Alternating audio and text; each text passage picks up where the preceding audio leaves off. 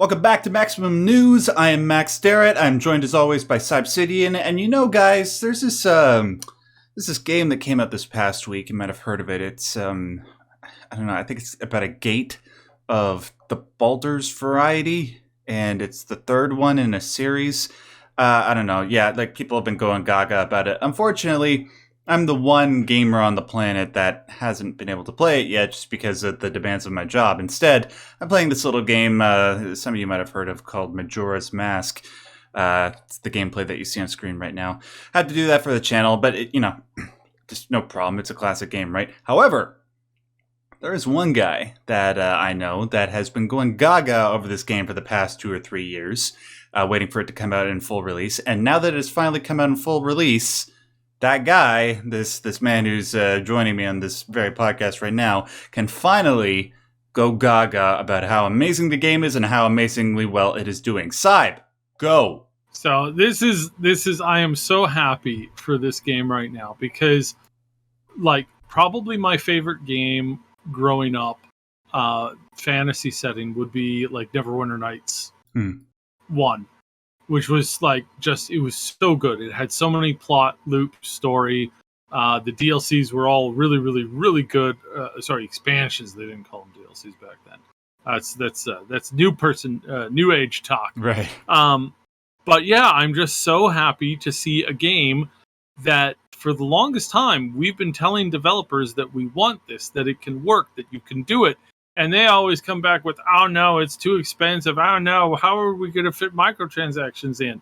You know, all this terrible bloat from just the worst parts of the industry, preventing actual games like this from happening. And it's crazy because there's a term for this, which I've actually forgotten right now, which is kind of annoying. It's right. It's called feature complete.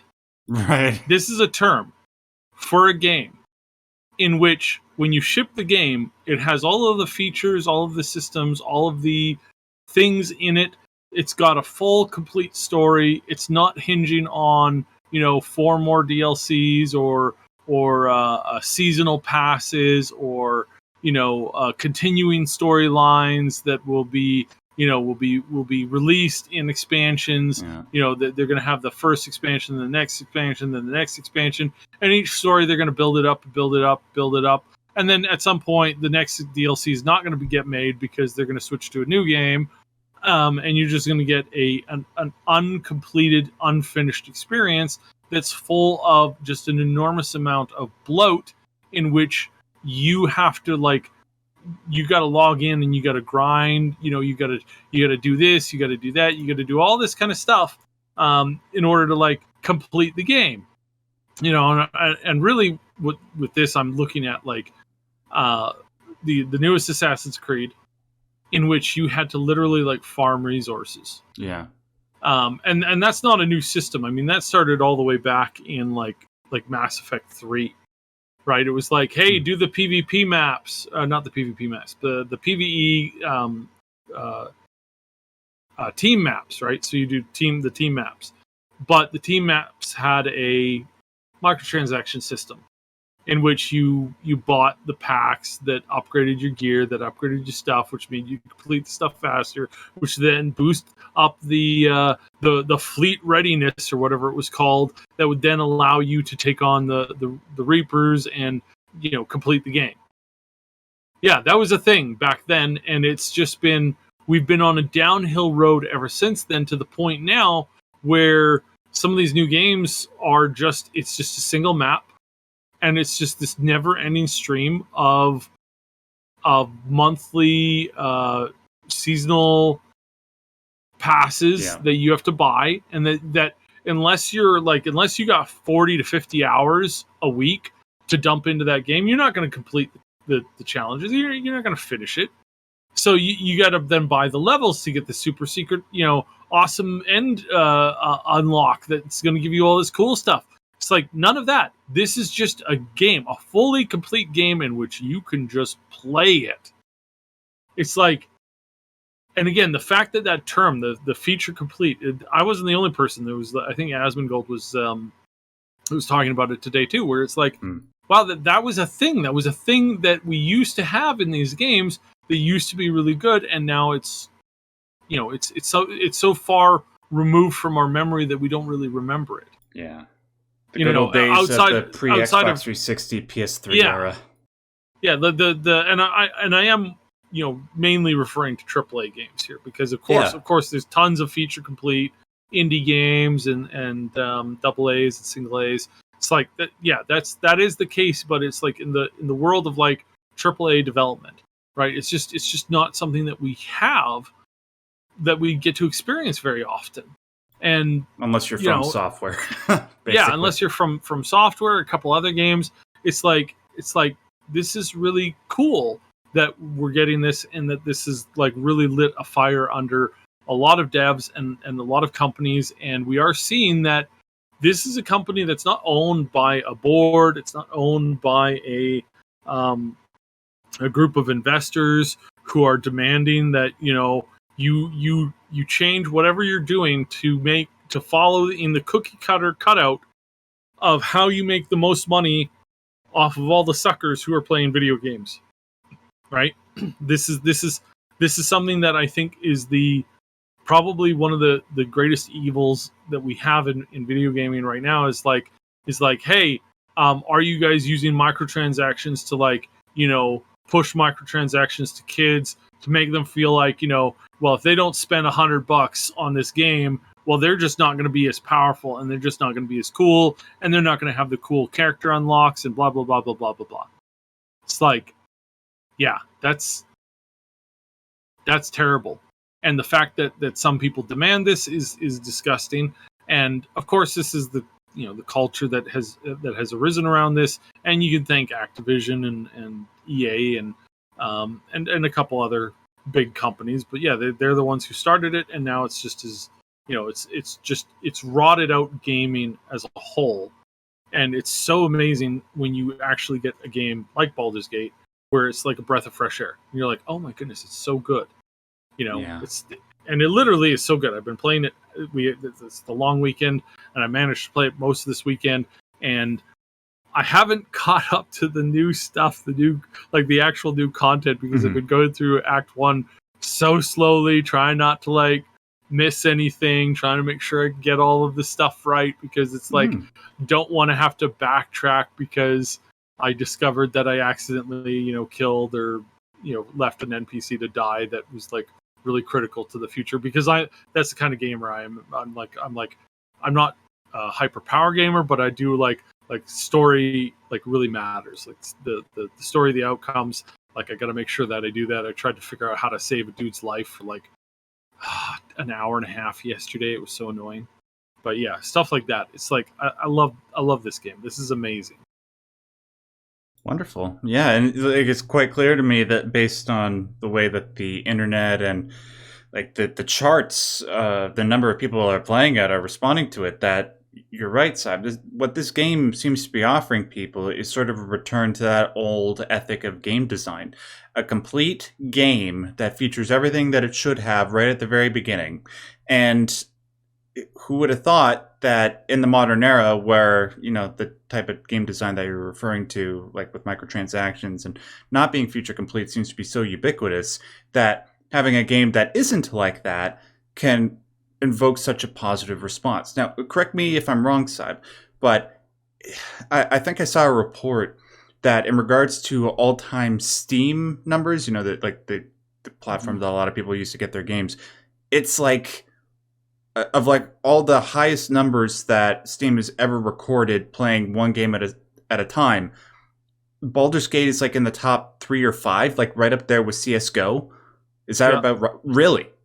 Yeah, it's in the top, and it depends on what scale you're using. So free to play games, they're kind of in a different category. True. Yeah. Because they're I don't want to say that Valve does this, but there is a lot of accusations that some free-to-play games do have a bad habit of buying, 100,000 bots, 200,000 bots to literally, to get the game and then just sit in the login screen, and that bumps up their numbers so that people go, wow, look at all these people playing this game. And there's things like streamer view, like if well, why the hell would they need that for a game like Team Fortress 2, where it's basically people just providing them with bots that ruin the game as it is? But sorry, go ahead.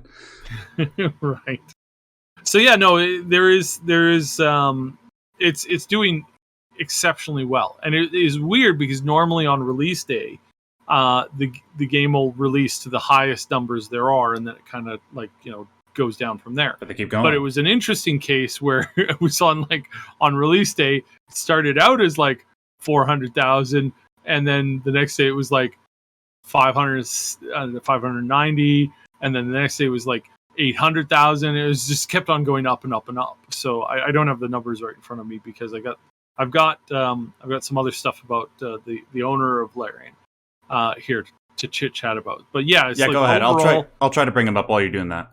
Yeah, it's like the numbers have been absolutely amazing for the game, and again, it's this is, as I mentioned before, this is a privately owned, for the most part, privately owned company.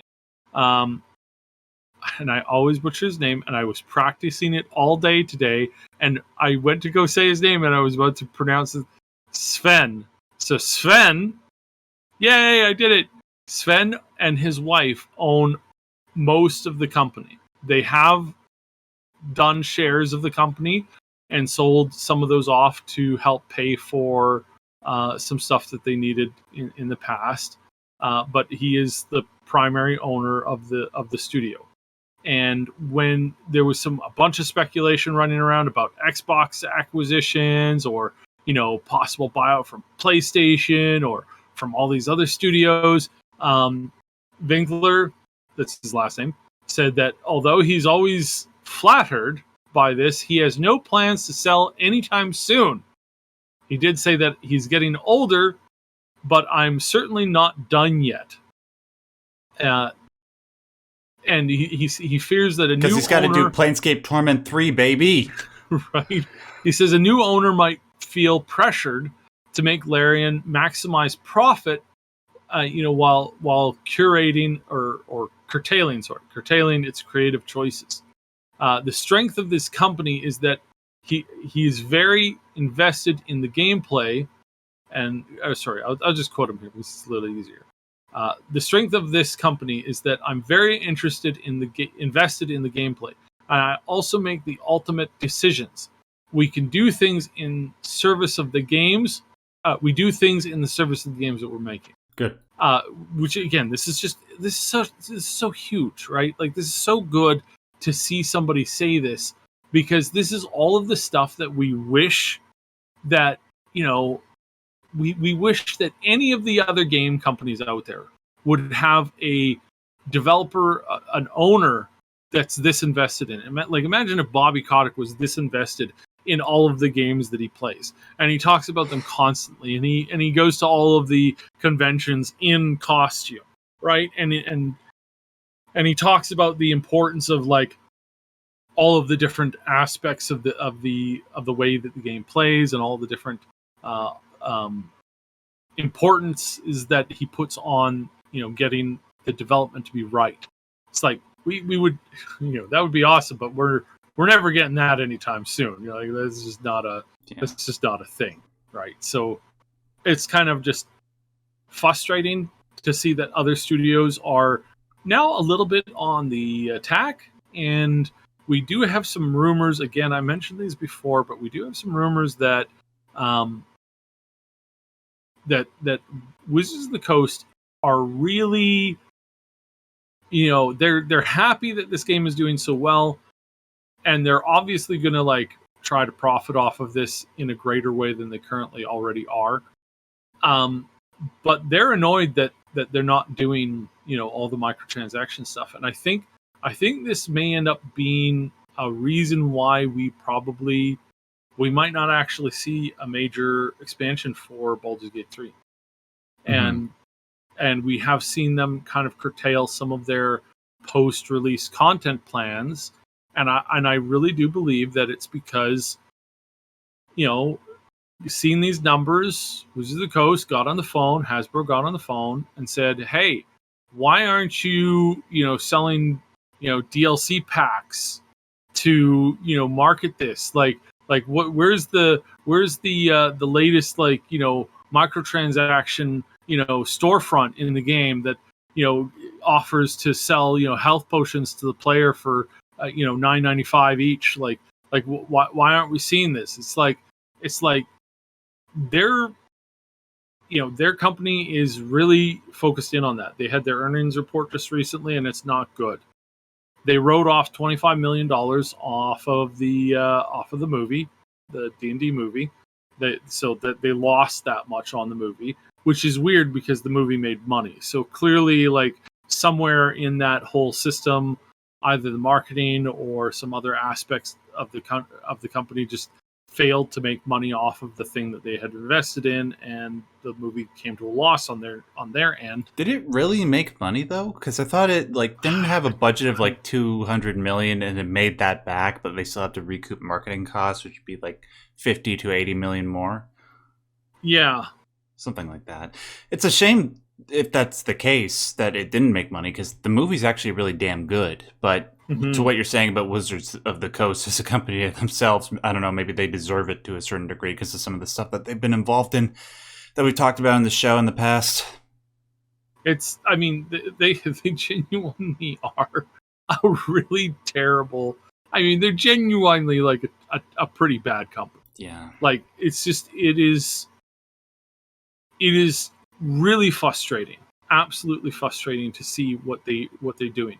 They just had, just again, like literally yesterday, they put out a bunch of art in some of their new sales stuff, in some of the new books that they're selling. And they got caught using, like, not just like bad, but like really bad AI art, where there were some dogs that had human hands. Really? I gotta see this. Somehow that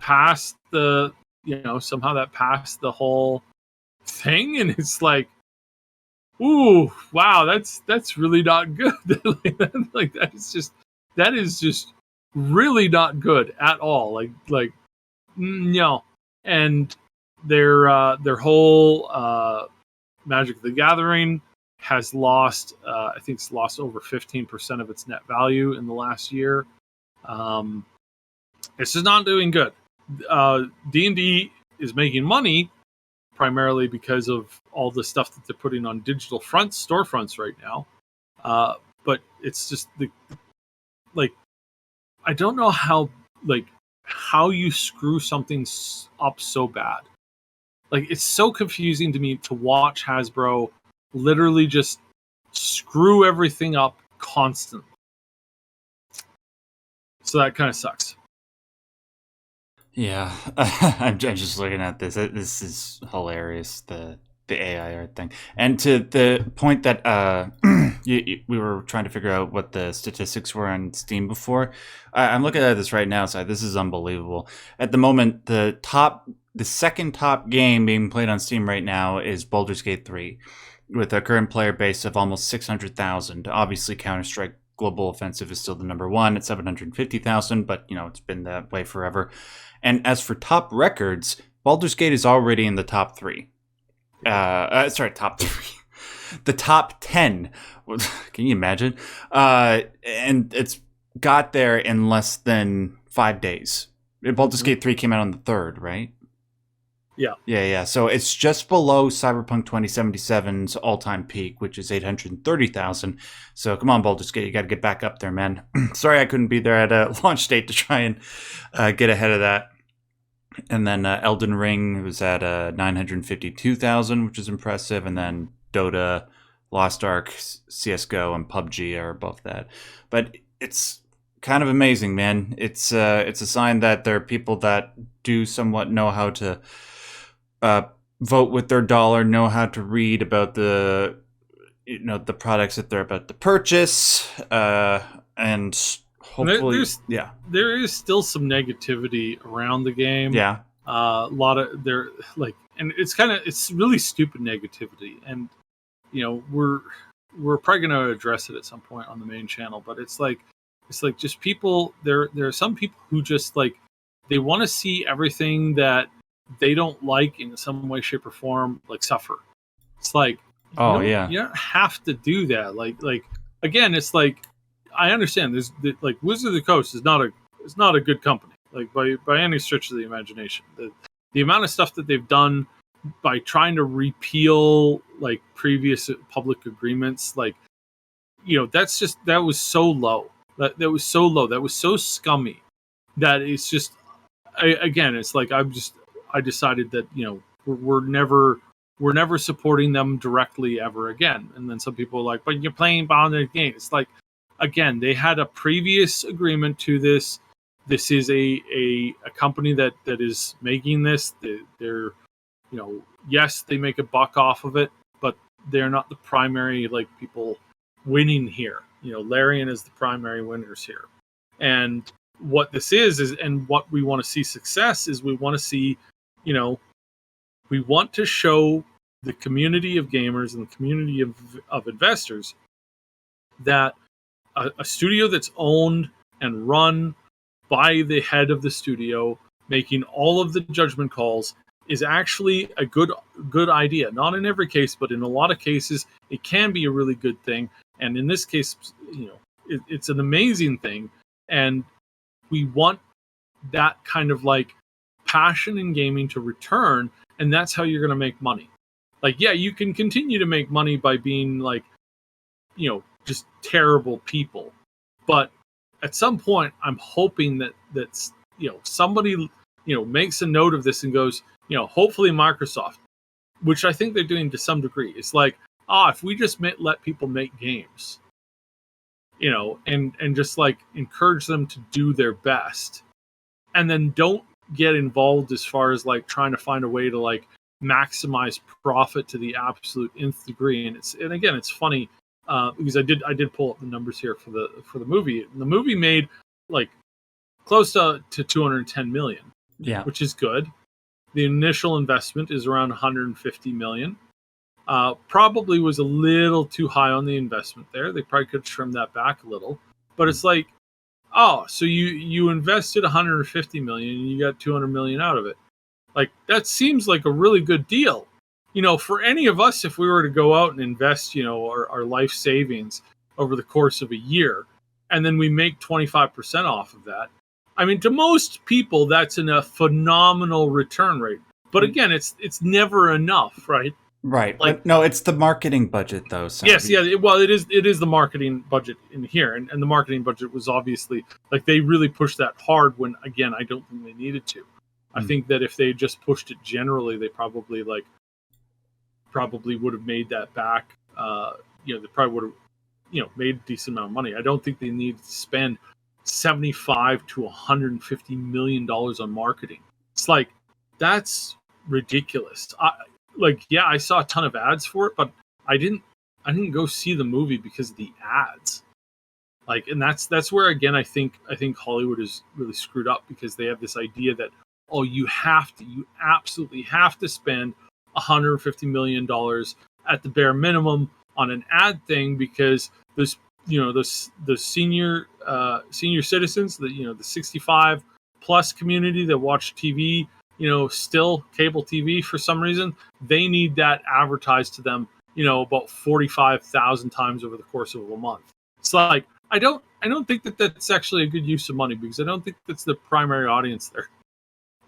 Like you probably could have gotten more people to go see it just if you hit up a couple of streamers and had them talk about how cool the movie was going to be, and probably had some of the movie stars, stop by and do an interview with them instead of lining up these. Have you seen these interviews that Hollywood does with like, it's the lineup of the stars, and then it's this magazine that you've never heard of before, and they do this like really long, fairly like self-bloviating / like awkward and kind of cringy interview with all of the stars there. It's that costed several $1 million to get going.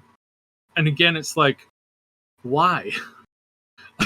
I don't watch that. I don't base any decision I make off of anything remotely close to that.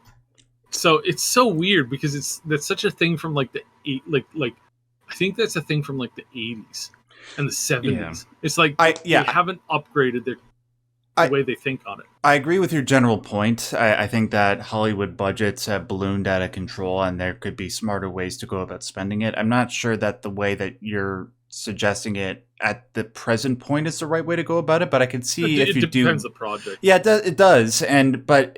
But I can see, though, if you do one or two things differently now, we can get to a point where your ideal could become the norm. And I think it should. But, yeah...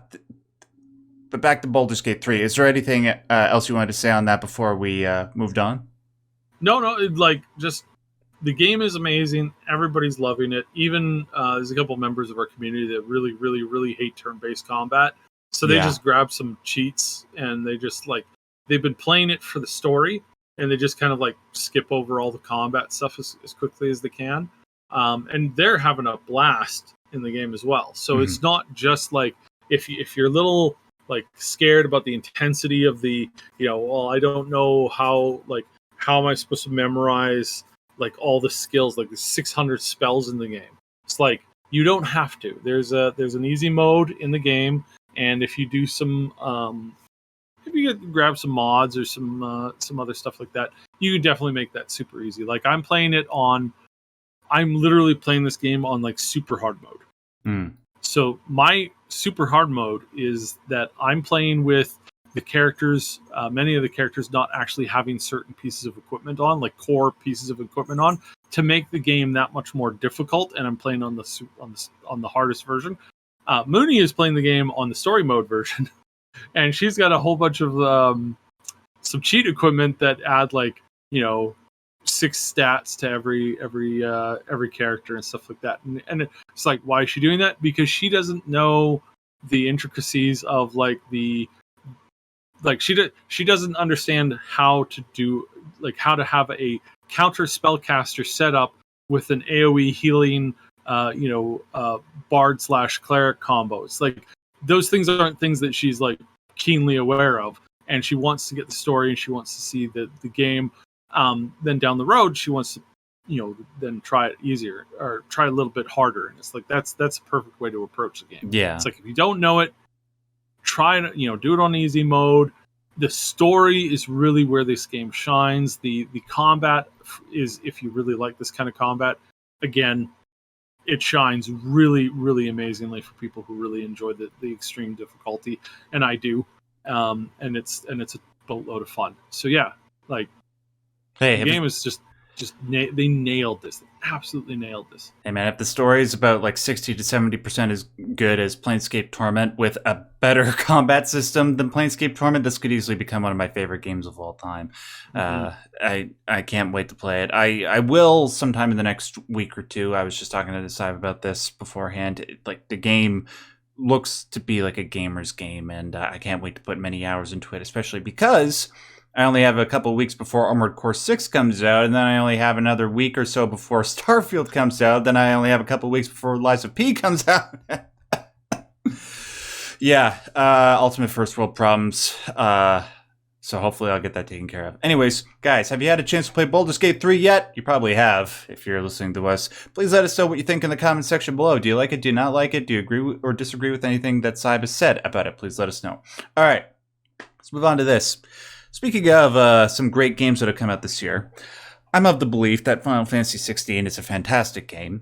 It's not perfect. It's a very uneven experience. I think that there are times where the combat and some of the quests are fantastic, and then other times where it's just a bunch of fetch quests and times when the combat can feel a bit repetitive. But when you take into consideration all the other disciplines that go into making a game, storytelling, music, environmental design, graphics, everything else, it's characters, it's fantastic. Unfortunately, there is a bit of a problem with the fact that it's sort of exclusive to the PS5 right now. And even though the PS5 has been selling generally well, I think it just hit 20 million copies sold worldwide. It could have sold more Yep. But unfortunately, due to the the semiconductor shortage of the last couple of years of pandemic, not everybody's been able to get one, and people that might want one might not have been able to afford one. So that's going to obviously hamper Final Fantasy 16's potential sales overall. Though it did well, make no mistake, the fact that it's limited to the PlayStation 5, keeping that in mind, it did sell extraordinarily well. Within the first week of it being out, I think it sold 3 million copies. I think that's the exact statistic. If you take into account that only about 20 million people own a PlayStation 5, that's over a tenth. That's incredible. But unfortunately, it's not what it could have accomplished, and it's not what Square Enix was expecting. This is a report coming out of Video Games Chronicle. I'm going to read the title for you. Square Enix share price drops amid claims Final Fantasy 16 didn't meet high-end expectations. And Video Games Chronicle draws from Bloomberg. This is the lowest company share price has been since May 2022. Its worst intraday drop in 3 years. Bloomberg also claims that one of the reasons for Square Enix's underwhelming financials is the launch of Final Fantasy XVI. The publication cites 3 separate sources who attended Square Enix's post-earnings call, all of whom claimed President Takashi Kiryu said the game's initial sales, in Bloomberg's words, quote, did not meet the high end of the company's expectations. Kiryu also reportedly said that the slow adoption of the PS5 was also a limiting factor in Final Fantasy XVI sales, and that the end of hardware shortages should open up opportunities to boost software sales. You know what else will help in that regard, Syb? Releasing on the PC. Yeah. I like, it's just, it is so, and we've been over this 1,000 times, but the absolute insanity. It's like, oh, we're just not getting the sales we want. We want like 1 million more sales on this. It's like, then put it on the other platform. Like, I get not being able to put it on the Switch because it could. The PS5 could barely handle the Final Fantasy 16 as it is, so obviously can't do the Switch. But the PC obviously can, and Xbox Series X can at the very least. Yeah, and I think this is why ultimately, and again, PS fans, don't hate me for this. You guys are getting screwed over. This is the company. These companies screwing you guys over. Okay, I'm not saying I'm not against you guys, but this is really showcases why I think ultimately the PlayStation is going to lose. And if they don't change this, they are most certainly going to lose, because sooner or later they will get crushed by the competition because they just aren't in as many places as they should be. Yeah. And you do have Microsoft really putting a focus in on this, and I think that they're playing the long game, and I think they're playing it really smart. But this whole thing of like, we're not going to let you play this game unless you buy this console, that, by the way, we can't great, can I buy the console? No, we're sold out right now. It's like, that concept is going to kill them at some point, sooner or later, probably like sooner rather than later. At some point in the future, it's just not, they are just going to hit a wall. They're going to hit an absolute wall, and it's going to be it's going to be bad. It's going to be really, really bad for them. And I can hear people already retaliating, but what about Nintendo? Well, Nintendo's in a bit of a same problem. Well, it's the same problem, but it's not as bad as it is in the case of the PlayStation 5, because people... How do I explain this? Nintendo, their games aren't necessarily going to appear on all the other systems. You're not going to have Pikmin, you're not going to have Zelda, you're not going to have Mario on the Xbox or the PlayStation 5. With the PS5, a lot of their games appear on PC and PlayStation, on PC and Xbox, right? So if you can get them there, then you get my point. So, yeah. No, and again, I'm just like, Nintendo has the same problems. All of these companies who are limiting themselves to the platform they're going to end up suffering. They are going to hit a wall at some point because there's this artificial limitation. Because, like, why can't you get this? Like, what's the reason why you couldn't get this running on the PC? Well, we do have it running on the PC. We build it and test it in house. Right. It's like on PCs. It's like, great. So you can release it. Well, yes, but we don't want to. It's like, and you're complaining about money. Yeah, you guys, you do not have any. You just don't have. Your priorities aren't straight. I hate to say it, but it's a foolish thing. It was really smart. Consoles were great long time ago when computers were, expensive and difficult to get your hands on, that kind of stuff. Obviously, even today, and with some stuff about Starfield coming up, there is some other limitations that are coming up. But at the same time, it's like you can still offer that. You can still offer that ability, right? You could still offer that option to the players of having a console, and then still put it out on every other system possible, right? And it's like, you don't have to bend over backwards. Like Larian did not bend over backwards. The Microsoft is making some, I would say, very stupid demands of what they want the game to do. They want it on both systems, and I think that's kind of dumb. And they're going to Starfield, you mean? No, with Larian. I'm sorry. Yeah, 3. So the Baldur's Gate 3 is still not available, and probably will not be available on the Xbox until well into next year, and that's really sad. Again, but the problem is that if it was just for the main console, they could have that out tomorrow. But because they have to get it working on the Series S, well, you're out of luck. And it's like that. Those kinds of limitations are stupid. They're dumb. You should sell it on everything that you can sell it on, because that's the point of sale. That's the most important point of sale. Yeah, like it just really is. So yeah, it's frustrating and it's dumb. Yeah.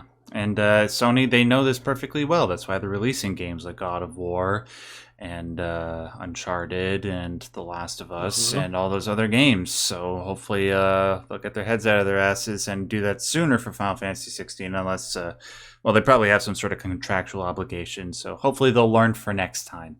But something tells me, Saib, like you were just perfectly laying out there, that they'll only do that when it's absolutely 100% necessary. Kind of like what... I think will inevitably happen with Nintendo. All right. Got a little bit of a sad news story here, but one that, it's sad, but you can't be too sad about it, because you want the best for the person that we're talking about here. So, we mentioned From Software before. They're sort of my personal golden child in the games industry right now. And going back to what I said before about From Software is the only company that releases complete games. That's not true. Sorry. There are companies like Larian and Insomniac and Sucker Punch that I adore, and they all do that as well. But if I were to rank one above all the rest of them in terms of games that I can play over and over and over again, From Software would be it.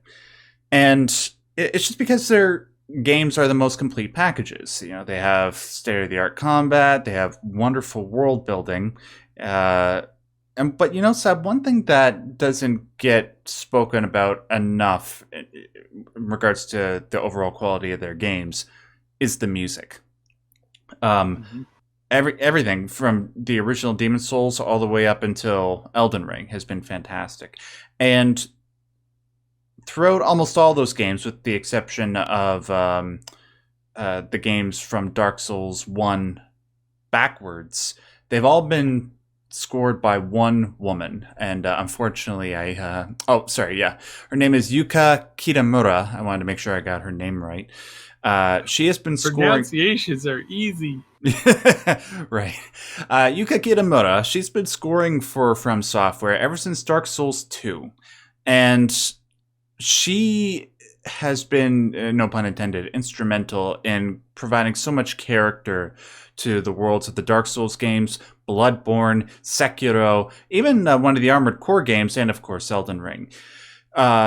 Unfortunately, she has announced, I think, on Twitter that, well, now known as X, thanks Elon, that she is departing from software after 12 years of working for them.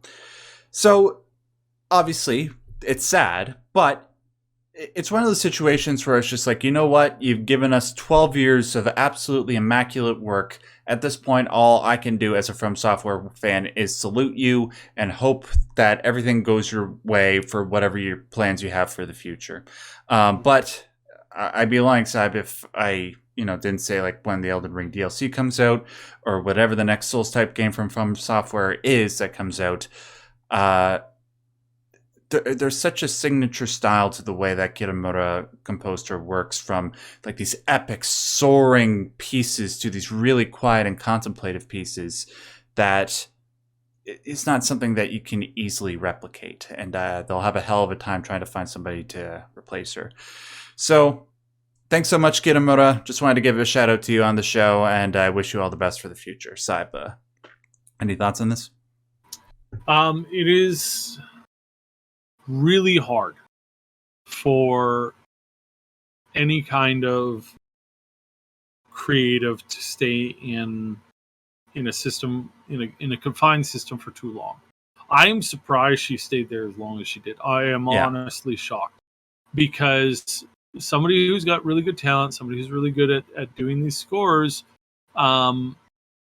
it's the nature of the creative process. There's not enough work. There's a little bit of that, but also just not enough work. Like, we have a couple of musicians that we work with, and they do good stuff, but the really good ones have this like broader base of skills, and they want to do all kinds of different music. They don't want to hyper focus on just kind of like the same thing. Yeah. And it's like, to tell them, oh no, you got to create the same thing all the time, over and over and over and over and over again. It's like, at some point you get a little stagnant, you feel a little claustrophobic in your work, in your art, and it's just not where you want to be. You want to be able to branch out and try new things. I'm sorry to interrupt you, Saad, but just on that note, even though I'm a massive fan of her work, even I gotta say, with Elden Ring, even though the music in that game is great, aside from the main theme that plays in the menu, I can't really point to any song in that game that sticks in your head. Not like from the original Dark Souls games or Bloodborne, like the Hunter's Dream piece or that sort of thing. So I sort of sensed that to a degree in Elden Ring. But, despite that, the fact that she was able to overcome it and still put out great work is noteworthy, because most artists can't do it, but she did. So, yeah, hopefully, she'll come. Maybe she just needs like a 5 or 10 year break, and then she can come back while From Software is hopefully still kicking ass whenever they do Dark Souls 4. I don't know. Or maybe she'll contract for them too. Like, that's always and that, I think that's kind of going to be the kind of like the thing. Is like, obviously if there were some inner, personal issues and whatnot, there's like, we probably won't see her back. But hopefully not. If we do see her back doing a couple of songs, or doing even maybe the whole thing at the same time that she's doing music for another game and another game, or maybe a show here or a movie there, it's like, then really what she was needing to do is she was just needing to branch out and cover a larger base, and she'll probably make more money than doing that way too. And I think that's where my brain goes, and like my hope goes, because I hope that it's that. I hope that it's like, hey, we'll work out a deal. I'll charge you basically what you were paying me here, essentially, maybe a little bit more, because obviously I'm getting better. But I also really want to do some side work for some of these other stuff. And there's some really great shows that I could imagine her doing music to, like anime, live action movies, like whatever. There's a ton of stuff. Well, other games, tons. They had the Dark Souls anime coming out soon. So, and possibly this had something to do with that, because maybe they didn't want to maybe there's some issues with how they were, organizing the show. I know that there was some issues with that with the Arcane on some levels of, it's like, no, actually we need to like separate these two things, because it's kind of weird like that. Yeah. All right. Well, hopefully there's no bad blood there. And at the very least, hopefully she'll do like sort of what Nobuo Uematsu did for all the people that he used to work with back in the day in Final Fantasy. And he'll come back and do like an original song here or there for the new From Software games. Whatever the case may be, we wish you the best. All right.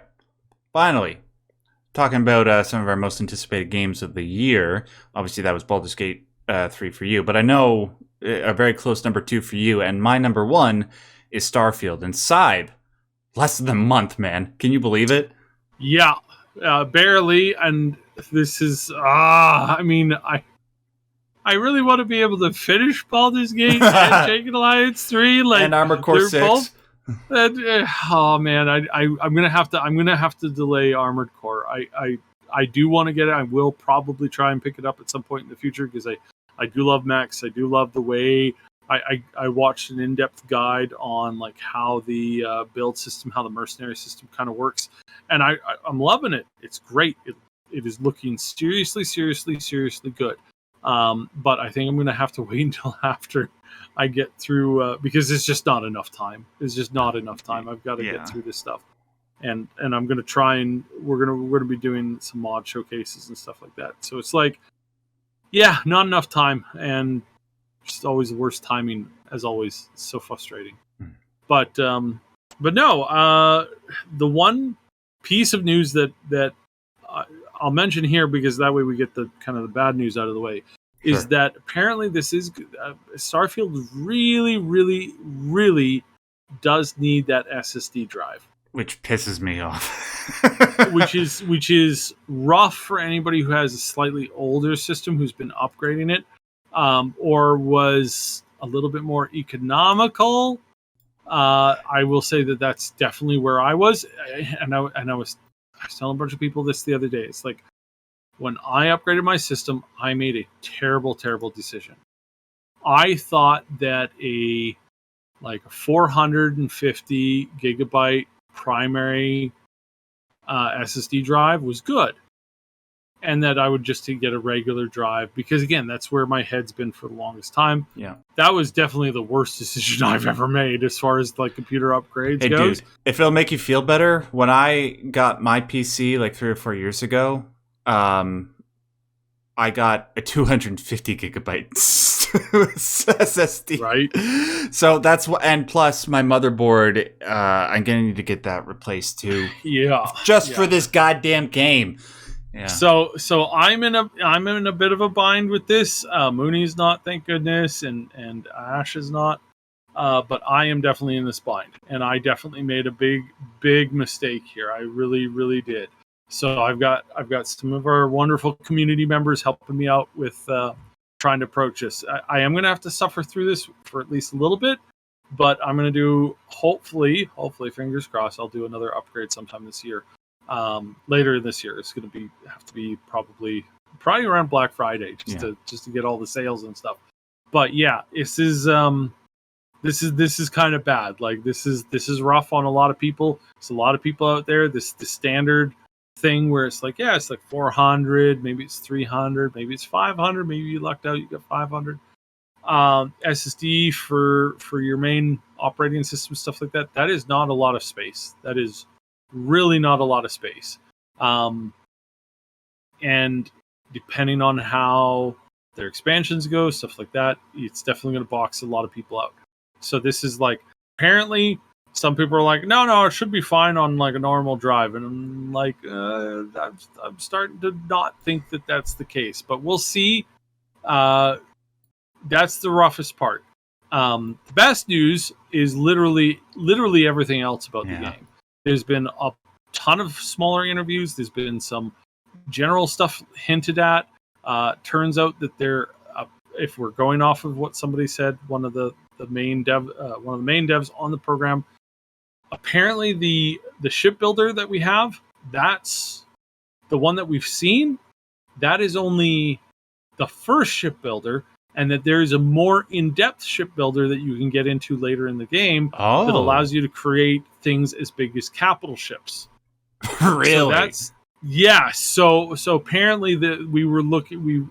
That kind of slipped out because somebody said something. So that's a little bit of assumption right now. But there's a ton of other stuff. There's a bunch of improvements. There's a bunch of drama going on right now. A bunch of people saying, "Why isn't this game going to be on the floor at Gamescom? Clearly, they're hiding something." That is the most insane thing I've heard of coming from the conspiratorial side of gaming for quite a while. That is the most insane one. The game is literally out 5 days after that thing ends. Why would you get 100 computers or more, ship them all out, put the game on them, potentially run the risk of a ton of stuff, being leaked the day before? Just like, why would you do any of that when you're 5 days away from release? The game's going to come out. People are going to be playing it then. Yeah, it's not unusual for that sort of thing to happen for big companies with big games coming out. That's what they did with Grand Theft Auto, right? Yeah. So to me, it's like it's just like, clearly this isn't an issue, but some people are like, the sky is falling. The sky is falling. So yeah, I think that we could probably say that it just like, from a technical perspective of like, you're trying to get everything ready and it's all good to go, and then other people are demanding that you put it out at a big, on the show floor at a big giant convention 5 days before release. That sounds like a nightmare for a ton of people that have a very stressful week ahead of them already, and then telling them, oh yeah, you're going to lose 5 days because you got to fly out the day before the whole thing, the 2 days before the thing starts. You got to do the setup on the day before. Then you're going to have to work 12 hours a day for the whole weekend, or for the whole time that the convention's up. And then you're going to have to fly back, over, and this is overseas, right? So you're getting jet lagged for at least a minimum of 12 hours. And then you have to be up and doing all the stuff for release the 2 days after that. It's like, no, they're not as big of a company as some people tend to think they are. They think that they can snap their fingers and organize 100 staff members to do this overnight, fly to a different country. No, they're sending a couple people there. They'll be jet lagged enough. They're not the main programmers doing last minute, net code and improvements and stuff like that. So yeah, a little bit on the silly side, honestly. Past that, we've got the game has actually gone gold, so there's an actual release level. Wait, it has stuff. Yeah, they announced that?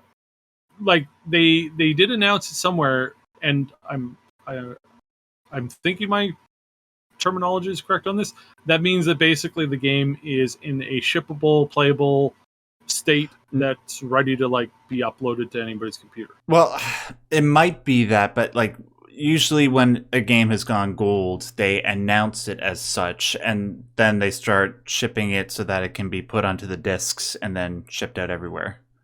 Yeah, from what was said in this one interview, it was I do believe it was not a public statement, hear ye, we have, it was and the gold version's already out for distribution. That was the way that it kind of came across. Okay.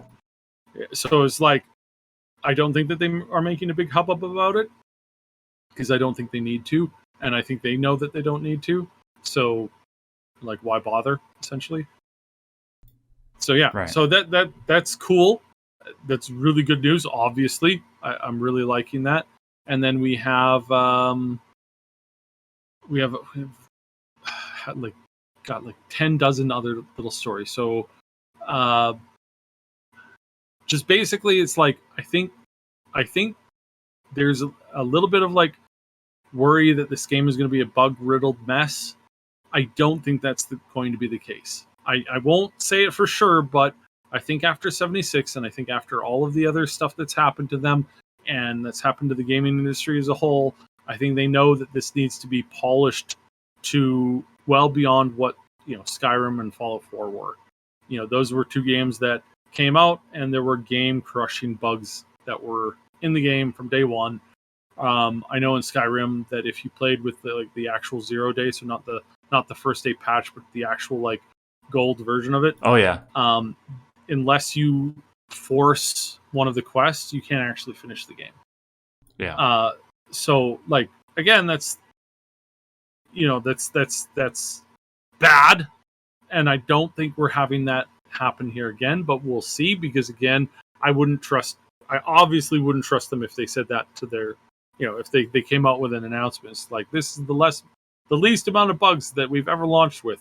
Well, going off the fact that the game is so huge, so massive, that there's so many worlds in it, I'm hoping that we're not going to land on a planet and there's a giant section of can you imagine landing on a planet and you step out and turns out that section of the planet that you landed on, there's a giant hole in the graphic and you just fall into the center of the planet. Yeah. Right? It's we hope that's not the case. Yeah. Had a friend fall into one of the big holes that are open in the world in Fallout 76, and they lost a bunch of really important materials, and they were just kicking themselves why do these holes exist? And it's literally you fall into it, you instantly die. Mm-hmm. And it's a danger. Obviously it's a danger, but they couldn't get their stuff back, and that was kind of a bummer. So stuff like that, it's hopefully we don't see that. Hopefully we don't see anything like that. But yeah, just overall, I think the game is looking good. It's looking really good. And I'm not going to say that it's, obviously going to be game of the year or anything like that right now. But my hopes are fairly high that we have a very smooth launch and that the game actually feels really, really good to play. So that's fingers crossed. I'm hoping that's the case. Yeah, so based on everything that we've seen, and the fact that they took the extra year, they should have no excuse. I mean, I hope it's game of the year, but it's going to be it has some pretty stiff competition against the likes of Baldur's Gate 3 and Zelda Tears of the Kingdom and Final Fantasy 16, and even the Dead Space and Resident Evil 4 remakes that came out.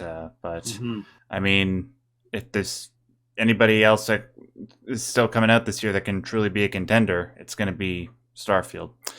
All right. Did you have anything else you wanted to say about that, Seb? No, I'm literally dying here. This heat is so bad. Oh, okay. I think that we're going to see a good game with this. I really do, and I think that this will, if it goes well, I think this is really healthy for Microsoft as a whole. To see that they don't have to include a bunch of garbage that we talked about earlier. They don't have to include that stuff. They can just make good games that are polished and well made. I really hope, fingers crossed, that's what happens here.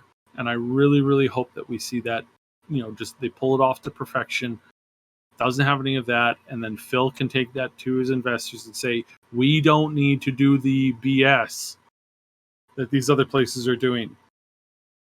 Let us just make games, and we'll win based off of the merit of those games. Yeah. It's fingers crossed. Ladies and gentlemen, thank you so much for joining us for this edition of Maximum News. Make sure you hit that like button if you enjoyed the topics that we talked about today, if you enjoyed our commentary, or if you didn't like it, just leave your criticisms constructively in the comment section below so we can improve for next time. I want to thank Saib, as always, for doing the show with me, and I'm gonna... Sorry, I'm sort of losing my train of thought here.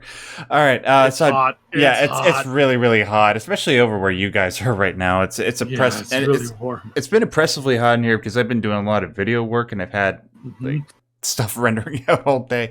All right, Saib. Oh no, wait, we're putting this up on the main Triple S League channel, right? Yep. Okay, cool. So I don't have to. Triple S League channel. Check out all our channel suggestions on our main channel. You'll find some amazing stuff there. You'll find a little bit of music stuff. You'll find Ash's new channel where he dives deep into Futurama. He's kicking ass at it. It is absolutely going off like crazy. They're having such like everybody's just loving that. So yeah, check that out. He's putting his heart and soul into that. He's a big fan.